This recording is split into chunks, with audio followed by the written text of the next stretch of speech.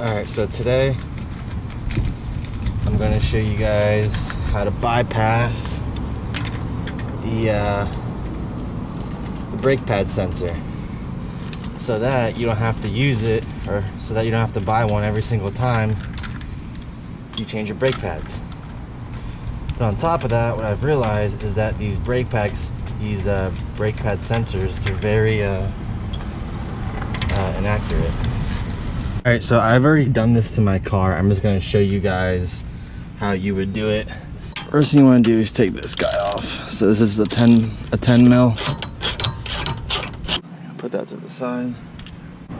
And then there's going to be some 8 mils.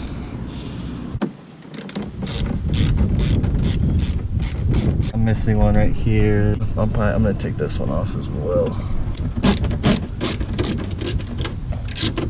So I understand that the brake pad wear sensors are very cheap. I mean, they're like, what, 15, 20 bucks or whatever. But the issue is that they're not accurate at all. I remember my brake pad dash light came on one time and I was like, okay. And I looked at my brake pads and there was still like 70% wear left. It's kind of insane, and I'll show you guys. So I've reset my brake pad sensor on the dash twice already, and you can see how much I've left on the brake pad. I mean, that's still a lot of life left, and the fronts have even more. And again, I've reset the light twice. So I don't know if it's just maybe my car, or I mean, they're just super inaccurate. It's how BMW works is once the brake pad light, like change thing, comes up on your dash, it won't let you reset it unless you actually change your brake pad sensor. The thing with this is you'd be able to bypass that, so every time the light comes up on your dash, you can just reset it, and it'll let you reset it as many times as you can without wasting time and changing that brake pad wear sensor every single time, which gets really annoying. So basically, you have so here's part of the brake pad sensor, right?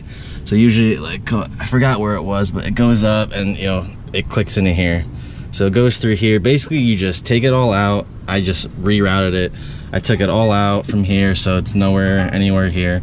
I take it all out, and then I basically just, see, it goes this way.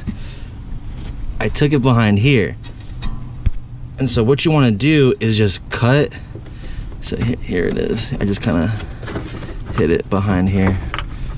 Grab it. So what you want to do is just cut it and then basically splice it, and then splice these two wires together. So splice them and then tie the two wires together and then crimp it at the end, and then that'll actually bypass the brake pad wear sensor, and you can just reset it every single time on your dash. So it just makes life, you know, 10 times easier. And then you can just kind of, you know, finagle it behind here some way.